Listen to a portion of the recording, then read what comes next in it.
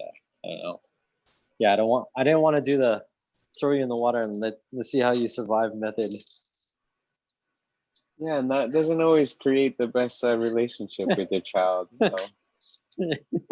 Just some consideration for those of you who have kids and maybe want kids in the future. Yeah. Although the thing I've been saying with some people is, or maybe it was you, it's never what you think it is. You know, what makes your kid go nuts or hate you? Did we talk about this? No. It's never you being mean or you throwing him in the water. It's that one thing that you just had no idea. Oh my gosh, yeah. It's because you picked. Yeah, it's because you bought them chocolate chip instead of vanilla ice cream, and they hate you forever the rest of their life. Yo, what up, Brett? What up, Larry? What up? Solo. How you guys doing? Sorry about that. I'm glad you got on. Yeah, no problem. How you doing? Good, my man. Good. How are y'all? Doing good, man. Doing great on the selection day. Yeah. Thank you for being here. Yeah, no problem, man. Anything I could do to help you guys out. I like what you guys are doing with keeping people informed, doing stories, and kind of getting our our history out. There's no really written book or anything about Hawaii dance community in general, so it's nice that you guys are doing this. Oh, thank you. Appreciate that. Sure. Appreciate it. All right, let's start this off proper. Oh my god, okay, sorry. Total. We're gonna. It's Larry and Brad Koki. Talk story and point your feet.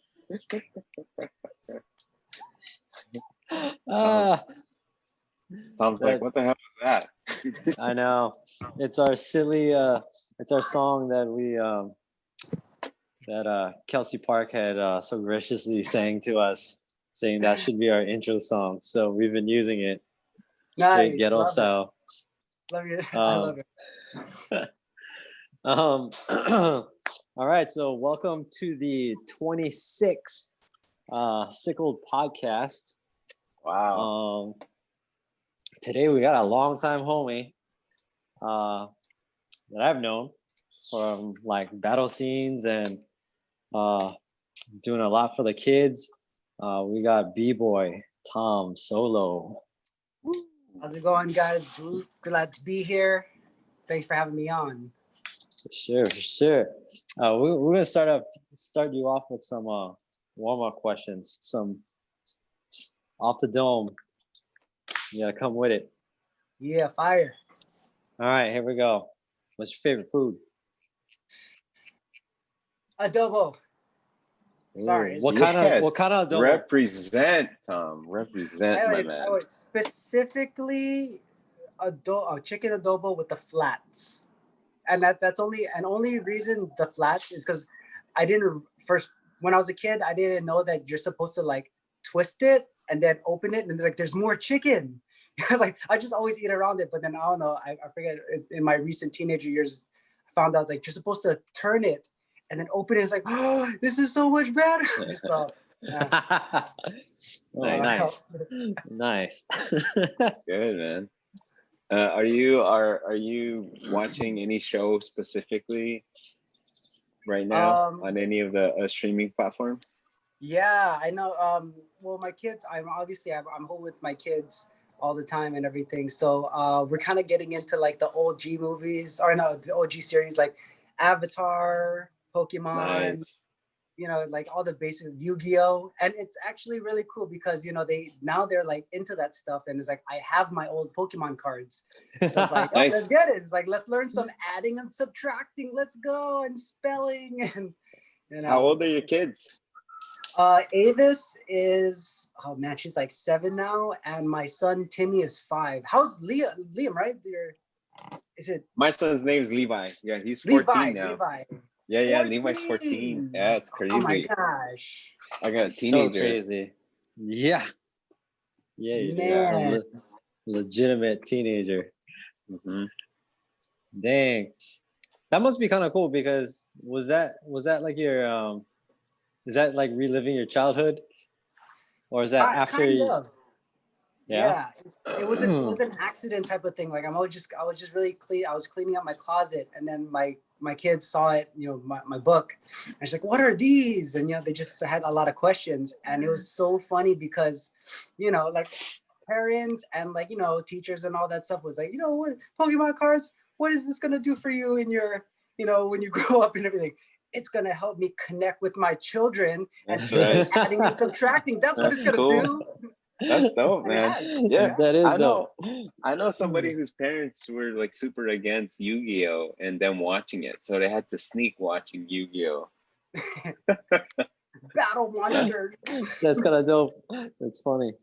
That's Okay, super cool. who's your favorite B-boy or B-girl right now? Favorite B-boy I want to say is it's B-boy Ives from Alaska. He's Hmm. I mean the reason he other than he's just really really dope, but the fact that he comes from a very very isolated place, like how us in Hawaii, but he's been Yeah. able to like not have to like move to LA and like make big ruckus out there and live there to make it out there. It's like he lives in Alaska and he comes out for the big jams and everything. And now he's like pretty well, kind of like Jack. How Jack still lives here, but he goes out there and he makes a name for Hawaii. And I feel that's Yeah. what B-boy Ives does for Alaska. It's like Oh, B-boys in sick. Alaska, what? So yeah. That's dope. That's dope. What's one of the places you've traveled to that was like your favorite? My favorite place, I would say, going back to the motherland was it was a Tom. kind of like a give and take type of thing because it was so new to me. Like I haven't had the opportunity to go there when I was a little kid. I went there when I was about like 22, 23, and it was a crazy experience to see. Like it's not like it's very like either very rich or like very poor. There's not too much of a middle class too much. It's a very hard difference. And like there's super nice houses or whatever right next to like kind of like more like villages, or like it's crazy to see how different it is, and of course where are you family from? the city, the Manila area. So I got a lot of that, city. Like I didn't like the city as much as I liked the country, though. The country was bomb, though. Yeah. It was so much cleaner. I could breathe and stuff. And I was tired of eating fried lechon, fried this, fried that, everything. At one point, I was like, can I just have sinigang? I just want the soup and the rice. Just give me some soup. Yeah. Yeah. That's cool, man. So, if you lived in any sitcom, which one would it be? Big Bang Theory. Guaranteed. Wow, he had that quick, one loaded. Yeah, That's my yeah, favorite loaded. That's the first one snap. for Big Bang. Yeah, for real. Why? I don't know. It's weird. I feel like I laugh and I get smarter at the same time. Yeah. It's like, oh, I didn't know that. They're spitting facts and everything, and then at the same time, it's funny. So I was like, yeah, that's cool. Yeah, shout out to clever comedy. Not many people. There's like stoner comedy. There's like ridiculous stuff, and then there's like pretentious stuff. But theirs is really clever. I really like that. It's like I learned something and I laughed. That's what I liked about Big Bang Theory. Sheldon Cooper's the funniest thing. Sheldon is the man. Bazinga. Awesome, man. All right. Well, tell us about yourself. Tell us like how you started dancing. Yeah, why don't you tell us some of the genesis of Tom Solo? Well, it all started with the YMCA in Waipahu. I had to pick up my little brother Gabriel, and you guys know Gabriel from Kingsman. He's I had to pick him up, and then there was these, I think it was middle school, and then there was these kids that were breaking, and it was some of the kids that I saw from school, and I was curious about it because, when I was a kid, I liked to spin on my back because I watched Ninja Turtles. I didn't even know what it was, but I saw Michelangelo do Ninja it, Turtles. so it's like he's spinning on his back. That's cool. I want to do that. I didn't really realize it was like breaking, until like later on. And but I tried like a turtle freeze, and then it was a kind of natural for me. It was natural, and the guys that were there would just kept on teaching me, and I kept on coming back like every single day, to the point where I just I couldn't stop. It's like, oh man, I just want to keep on learning. But it was hard because there was no YouTube back in the day and everything, and there's only certain b-boys that I practiced with that would be cool enough to like let me know what the moves were and how it was. Some of them were shadier. It's like, figure it out. It's like, come on, show me how to six step, or show me how to skittles. Yeah, interesting. Then moving on, it's it kind of picked up in high school with You Got Served and Honey and all that kind of stuff. And then that's when I met, then it started to get real big into it, and more people started to practice. Between the time of me intermediate and the time of You Got Served, there was a bit of a lull, so I didn't really practice with anybody other than myself. Then people started to go about it, and then that's where I met Larry. I met Larry at Fresh Impact. Wow. With Dimples. With Dimples. Shout out to Dimples. Yeah. My God. That's when I kind of got a little bit more into like choreography, and then that led me to Hypersquad, which was I was not prepared for it at all. It's like I took Billy's class, Toxic, for the very first time. Oh man, that was your intro to class life? Wow. I'm sorry. I was like, oh my goodness. This is no wonder they call this place Hypersquad. It's like 5, 6, 7, 8, 1, 2, 3, 4, 5, 6, 7. It's like, can we go on the one? Wow, that's crazy. That brought me to Evan, Ian, and Ramos. Yeah. Ramos. We gotta get Ramos on here. Yeah. And the Balmileros for sure. But yeah. Wow. They got me into just more fundamentals of breaking and a consistent play. Shout out to Jason and Josh for being able to hold down that spot for us to to practice and everything. And that's I felt what really brought us up. And then of course I just stuck along with Hypersquad along the way, just along with the session spots that they provided. I was at Hypersquad everywhere they went, from Mililani all the way to where they are today. Just going along and helping out where I could, going to doing some of the concerts. Then the battle scene in the late 2000s, or the mid 2000, 2004, 2005 really picked up with Funky Four Corners. Funky Four Corners is where it really blew up, and that's where we really we're sharpening our steel, getting our reputation. I was considered one of the newbie guys. I was like, even if I had a bit of stuff under my belt, I didn't expect the Kalihi guys to blaze so hard. It's like, I thought it was good coming into those battles, but then seeing all Desmond, Rockin' Rascals is like, God, I gotta practice. Wow. Which kind of just led up, and then Funky Four Corners went away. They stopped throwing jams, and it was like, oh man, I felt like I lost a big piece of family, that I used to go to every month. I used to spend whatever money that I could on workout equipment, clothes, anything b-boy related. I spent a lot of my life into that, and then it's gone, so I went to, there's little things here and there. Shout out to Light Sleepers and Nikki from Diverse Arts holding it down, and Denver with Skills Talk here and there. But I went to a big event called BBoy Summit out in LA, and what's funny about that is I wasn't supposed to go by myself. I was supposed to go with all Dominic and Mario and a whole bunch of them. They got me jazzed up one night, talking about, we're all gonna go. Woo-hoo. I bought my ticket that night. I that night, and that was probably not the best thing at the time. But one at a time, they all started dropping out, and they was like, "I'm gonna be in LA by myself. I've never been there, So it was a nice dance adventure. You know, I got to meet a lot of the b-boys Yeah. that I only see on YouTube and all that stuff, and that's what inspired me to see.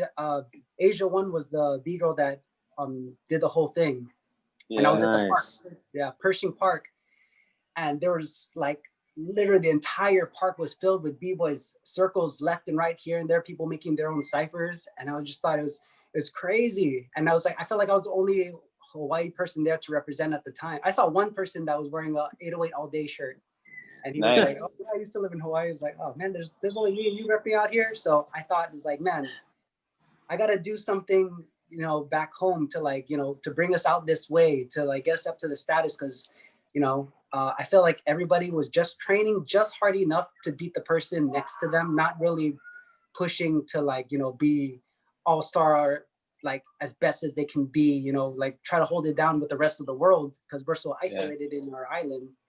So I came back, and then I started throwing.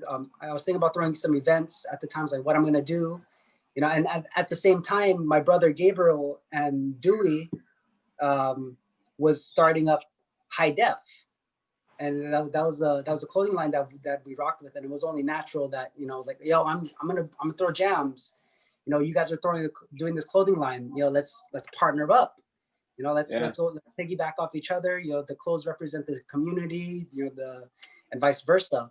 So it went really well, and especially with the idea of thinking that, okay, we can't just throw events and just throw them exactly how Funky Four Corners did it. You know, we got to have like a specific reason.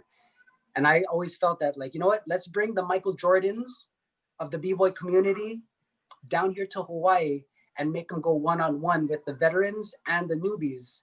This would give them the opportunities that, you know, b-boys don't have to leave, you know. And I mean, b-boys, we're not the richest people in the world. We're considered like, you know, we're not the richest. We can't just go off and fly out whenever we feel like it and everything, you know. And especially the younger kids, you know, the parents would never be able to let them go out to a b-boy jam in LA just to go break. So I thought, okay, well, let's cut the middle thing out and then just get these kids to like battle like at a world-class level, because they're going to be featured against these b-boys. And we did that for a few years.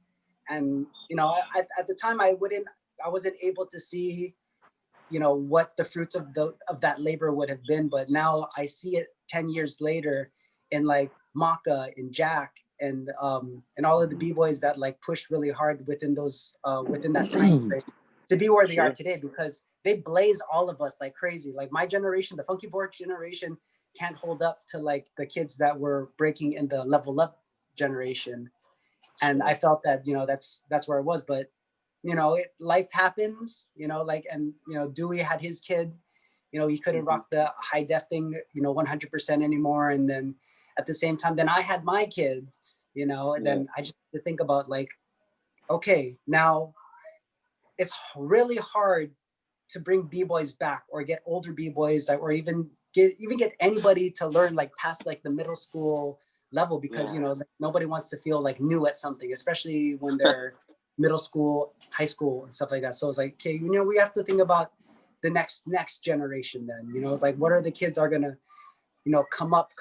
And this is when like roughly around the Olympics was even being talked about breaking in.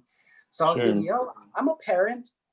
Why not just sell to people that are like in my demographic, people that loved hip hop or love hip hop, that have kids and would like to bring them into something that is out of the ordinary, right? Something that is in the same line of football, basketball, and baseball and everything like that, but breaking, you know?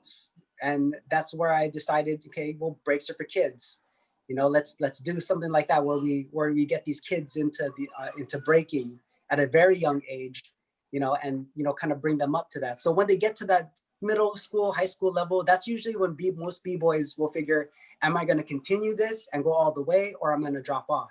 At least when we get these kids invested in that much time, you know, there's a lot of work and time and culture that's put into them, not just like, oh, we're breaking because we're breaking, but I teach, you know, the history, I teach the culture, I teach why it's important to be about the culture and more than just dancing. So even if they leave, breaks it for kids with, you know, not dancing anymore. It's they become like leaders in some way or another to perpetuate. I have kids that that throw event that I taught how to throw events, you know, how to make their own crews and everything like that. So Breaks for Kids became more of a project of perpetuating, you know, the ideals and fundamentals of hip hop. So we don't have to keep on waiting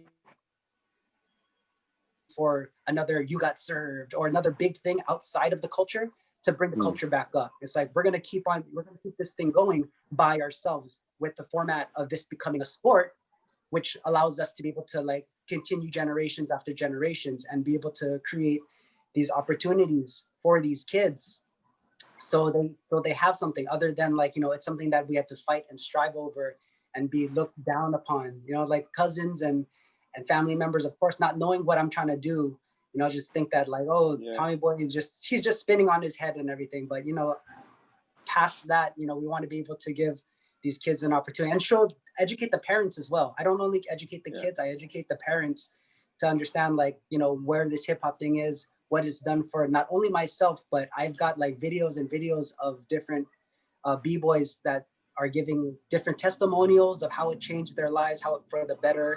And I'm starting to be able to get a switch in the mindset of parents about what this all is. It's not just a hobby. It's not something just a thing to do on the side. It's something that keeps us, you know, keeps us and helps us grow, you know, and grow into the people that we want, other than growing up into something that we think that we're supposed to be. When I feel as a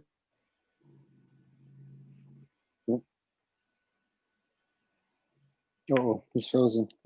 like it's like a plane, we get the journey we decide to go on, and it's all about, you know, how we want to make ourselves, other than I am Thomas Castro, I am the son of, you know, Tomas and Nadine, or I'm the brother, and just a regular type of typical life. I feel when you become a b-boy or a hip-hop head in general, or a dancer in general, you know, you start, it's a form of self-development.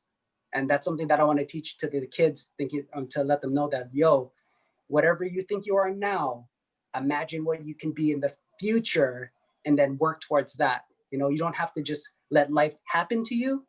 You know, you can happen to life. There's a difference in that. So, and that's where we are today. You know, we're working towards, nonprofits to be able, because I mean, Racer for Kids is kind of expensive, you know, and the way that things are, you know, and it's hard to let everybody be a part of this without having to be able to make, you know. Yeah, sure. Thomas, it's frozen. We have a profit on the way that is going to get the wide, you know, get a bigger spectrum of people to enjoy this and understand it, you know, and yeah, let's go Olympics. Let's find that one b-boy that's gonna represent Hawaii in the Olympics. You know, right? He's a little kid right now. He's one of these little kids. You know, like Kiki Breaks and all of those other kids that are like, you know, blazing the trail and everything. It's already happening. So with all the knowledge that we have, you know, imagine how far they can go.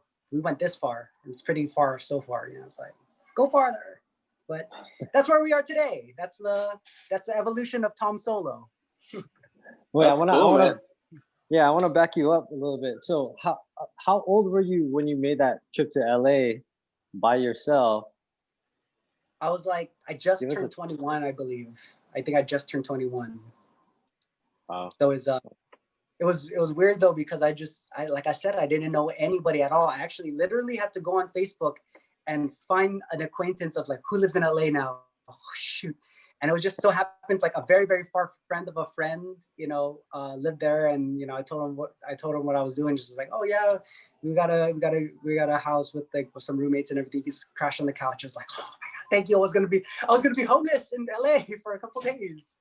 You know, so I was very fortunate. Although it was very far away from the jam though, so I had to take like buses and trains and everything, and like downtown LA. So I don't know what to expect, you know. It's like shoot. So I'm pretty scared. I'm a boy from Hawaii. What's in downtown LA? I don't know. But it turned out to be really good.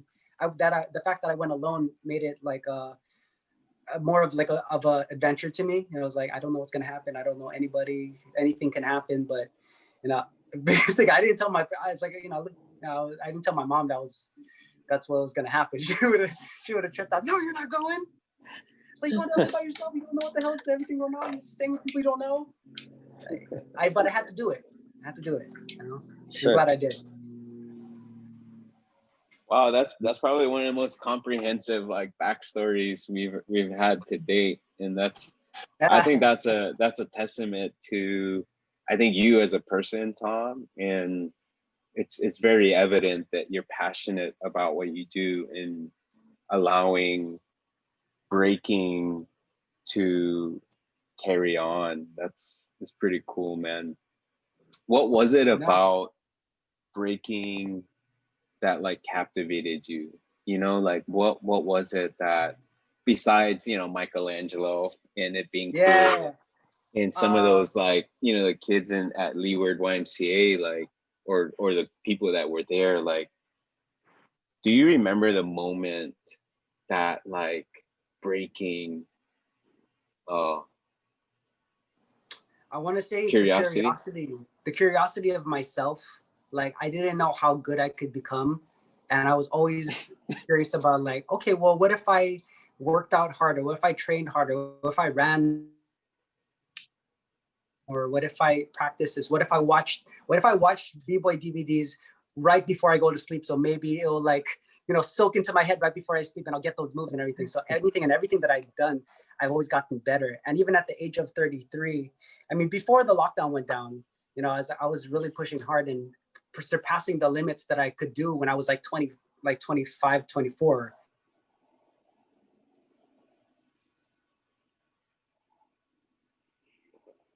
Sorry, Tom, I think we lost you a little bit. 233 is like working around.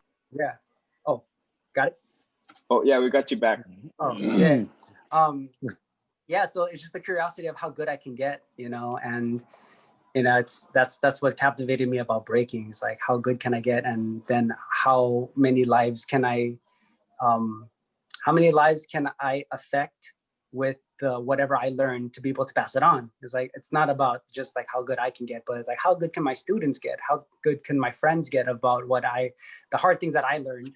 Like how old were you when you realized like, oh wow, I could progress. It's basically up to me. And that's what I like about breaking, is that it really is contingent upon how much you want it and how much you can push yourself. And that's what's very unique about breaking that some people don't understand. Is that the possibilities are actually endless, and it's up to you as a vessel to cultivate that. So like, how old were you when you realized, oh man, I'm curious and I want to push myself further? Do you remember? Probably like at that early middle school age, like when I first started, because I was like, so early on. I was getting better. That I was only there for a couple months, and I was getting better than some of the kids that were already like doing it longer. So just like, yo, I'm not good at a lot of things. I tried football, I tried sports and everything, and I really wasn't that. Just like I found like for me to do, and I actually enjoy it. It's like I feel happy. Whatever type of day that I have, if I can just like get some session time alone, I just feel like a better person, or like my soul feels a lot lighter. That's wow. Yeah. So that's awesome. When did you figure out that physical training was an important part to you? Because I'm very much on this train like an athlete type thing, and eating right helps me. Shoot. When was that? I was always an athlete, like even before like breaking. So it kind of just went hand in hand. It's like, okay, well, I'll use all my football training or all that physical fitness stuff, into the breaking thing that I did. And so it kind of was from the beginning. It's like, it was common sense to me. It's like, all right, I want to be strong. It's like, I want to do more moves. I want to do more power. I want to do this.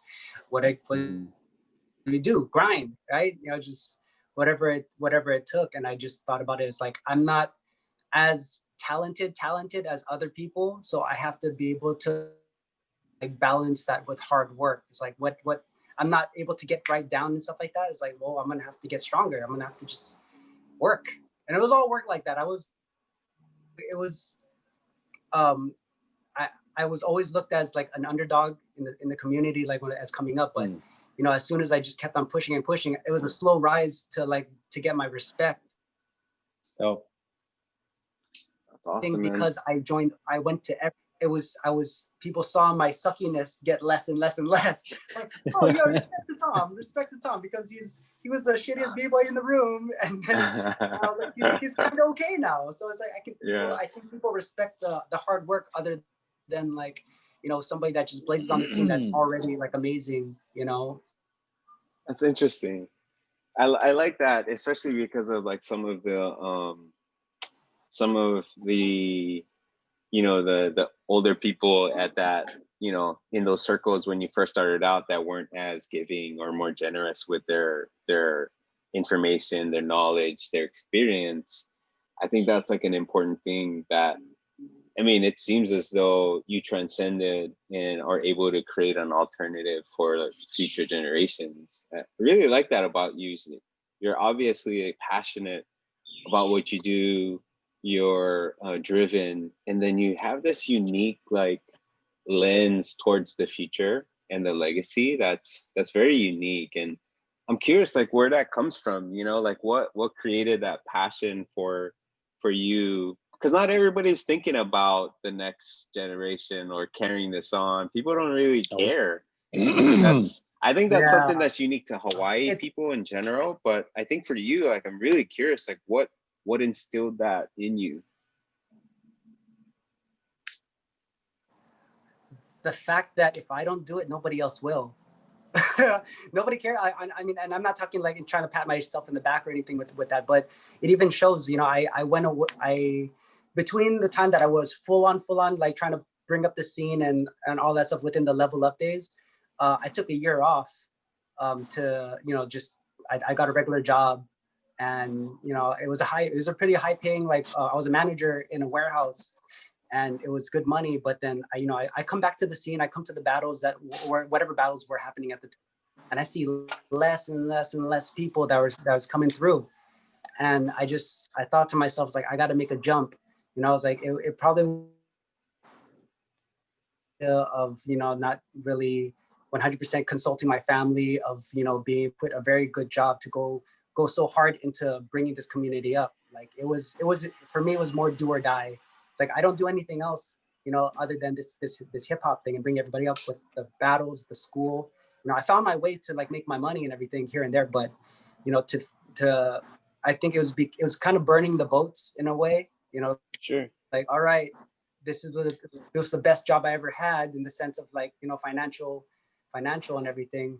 I better make sure that I'm in this for, like, you know, I'm in it to win it, you know. And through injury,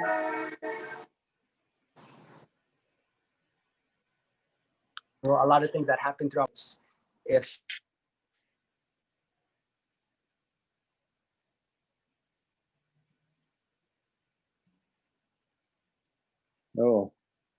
Tom, you know, there's only football, you know, because there's nothing else to do, to, you know. So it's just like, wherever there's this kid that, you know, never like regular traditional sports, you know, I'm gonna do something to be able to like switch it around, where you're in high school or you're in elementary, and you have the option of saying, I want to do, oh, where's this? There's basketball, football, and baseball, breaking.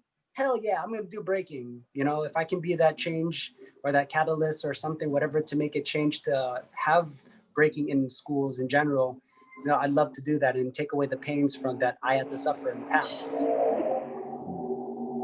Nice.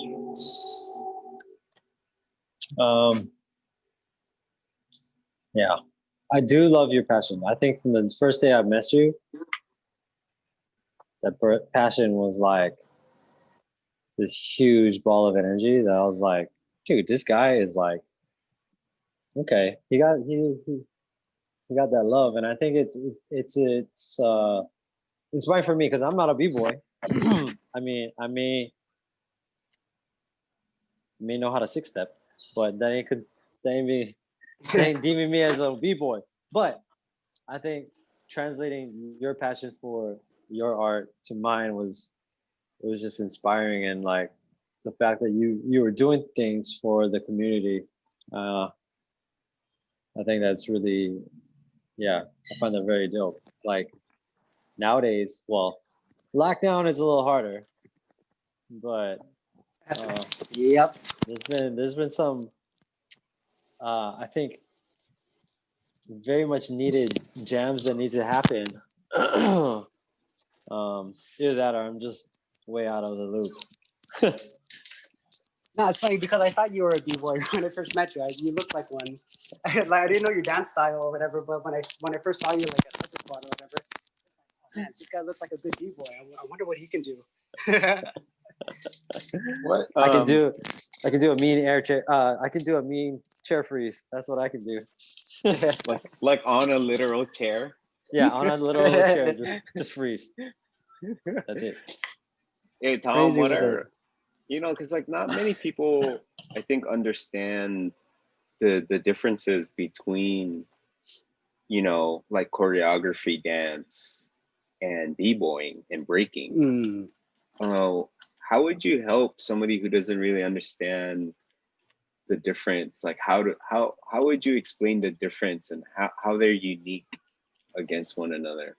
Oh, that's awesome. Actually, I actually kind of went through that with a group of b-boys or studio dancers that they learned the choreography of breaking. They were at Studio 808, and when I was dancing with Studio 808,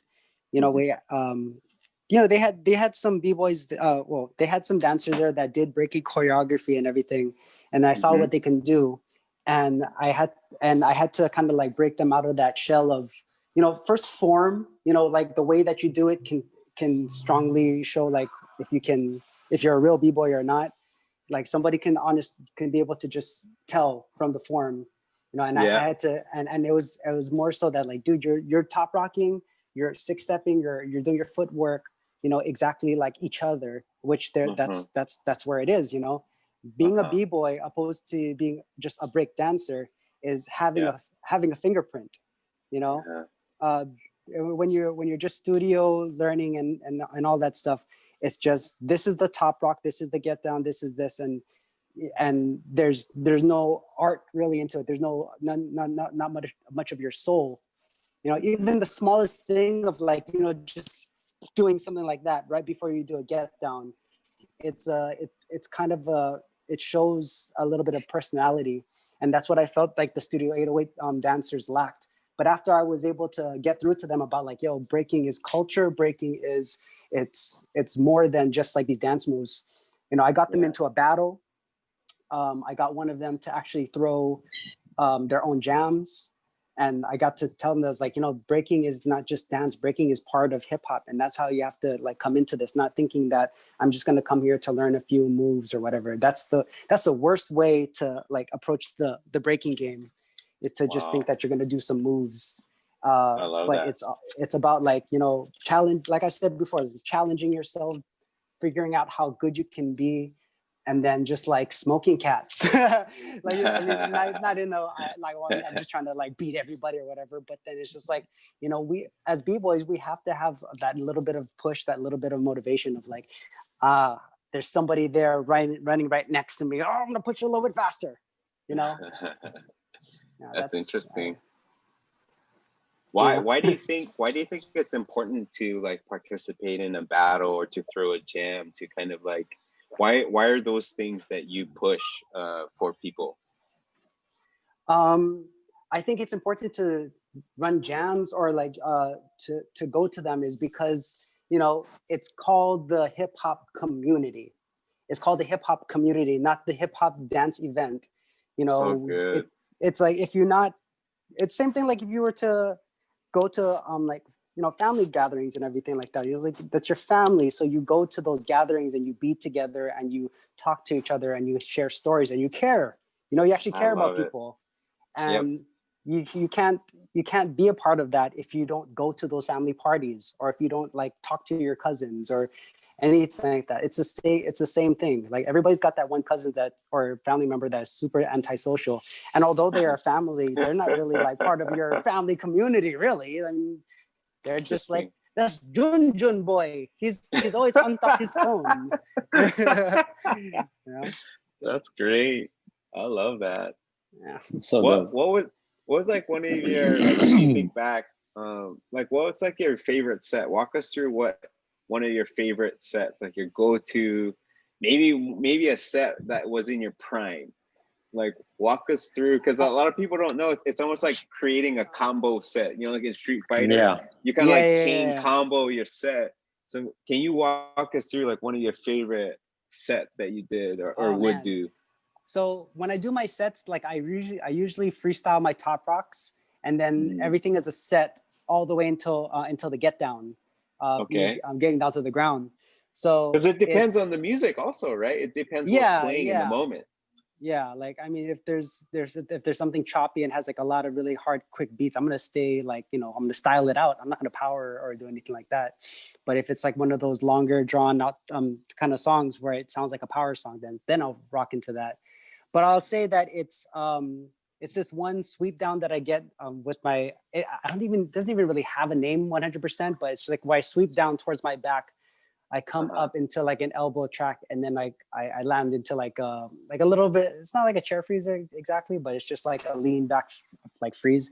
It's hard to describe my moves because I didn't have the traditional, you know, what you call like way of teaching. Like I wasn't like, other than like, you know, learning from different b-boys and everything like that, you know, I kind of just was more about making up my own moves, because I rolled with I hung out with the crew that was more about the abstract, you know, like at that time everybody's into like Circus Runaways and, you know, that weird type of style.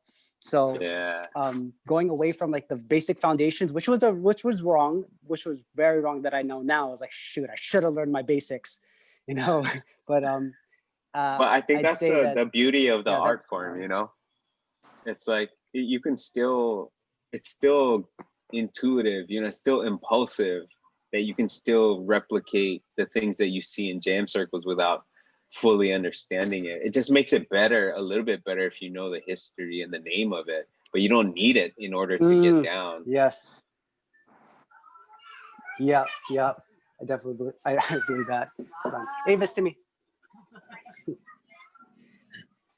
But yeah, and I don't know. It's just breaking is life, really. You know, it's like and I'm glad that, you know, yeah. I'm glad that I can like bring it off to like my kids in that sense, where it's like they think, you know, like for other people, like battles, ciphers, all of this like hip hop like lingo and everything like this, it's second nature to them. You know, like Sure. they don't understand that some of their friends don't know what they're talking about when they say battle or cipher. They say like, you know, certain things like yo, what and it's not like I'm teaching. It's like my dad gets a little irritated when it's like, you know, when they're talking to, they get straight slang. It's like, yo, what up, Papa? What it do? It's like how come you're talking like it's like, oh, sorry. It's like, oh, it's a different thing, you know. I just, yeah. Hold on, let me introduce you to Uncle Larry and Uncle Brett. Hi. This is Avis. Hello. Hi, Hello. Avis. And that's Timmy. Big girl Avis, B-boy Hey, Timmy. Timmy. What up? Yeah. And you know, so funny, Levi, you know how Levi could headspin and stuff? That's like, that's Avis's first move. Avis could learn how to headspin before anything else. It's like, dang. When you're 4. Yeah. Oh, Nice. good job. Uncle Larry, What's your favorite B girl move, Avis? Who's your favorite B-boy? Or B girl? Yeah, B-girl. Actually, I'm gonna say my robot. Oh, wait, what's his name? Robot. Oh, Kid Robot? Yeah, Kid. Oh, she likes Ian. Oh, that's a nice one. That's a good one. Yeah. That's cool. Yeah, Uncle Ian. Do you have any embarrassing stories of whether, you know, when you're getting down on the floor Call mommy. or So like, yeah. You know, when everybody was like ripping their jeans and stuff like that, and like, you know, doing that whole Abercrombie like style and everything. So yeah, I was like, I'm not trying to like, you know, buy ripped up jeans. I'll just rip up my own jeans, you know? So like, I guess I ripped up like a little bit close to like a little bit to my to my pants area or like my crotch area. And then I was in a battle and I did like windmills and then everybody went crazy and I thought it was kind of weird. I think it was Vicente. Vince was like, yo, Tom, look at your pants, bro. And it's like, it basically was ripped all the way off. Like, it was like, damn, it's airy in here. It's like, damn it. I was like, so it was in front of like the whole Philcom crowd. So that was pretty embarrassing. That's funny. That's hilarious. And the one time I wear tidy whities, I don't normally wear like briefs or whatever, like, but that's all I just wore that one time. It's like, oh, it should be fine. It's like, God damn, everybody's gonna think that I wear tidy whities all the time. But yeah, that was pretty crazy. That's cool, man. What Thanks, is Tim. something that you see for the future of breaking and hip hop here in the islands? Well, see, I always have a mantra and like, you know, when I pray or, you know, meditate and all that kind of stuff. And it's kind of just like a very, very, very full, far off type of dream. So I can always like be reaching for it. But I always think to myself that Hawaii will have the biggest hip hop community, not in the United States, but in the world. Everybody's gonna come here because what we set up and because everybody wants to come to vacation out here. There's gonna be crazy events and fairs, and we're gonna have like a stable economy of like coaches and being able to give and sell hip hop products and everything. So I feel that that's what's gonna drive Hawaii to be like the #1 spot in the world. That's awesome, So man. let's make it happen. Let's Yeah. make that happen.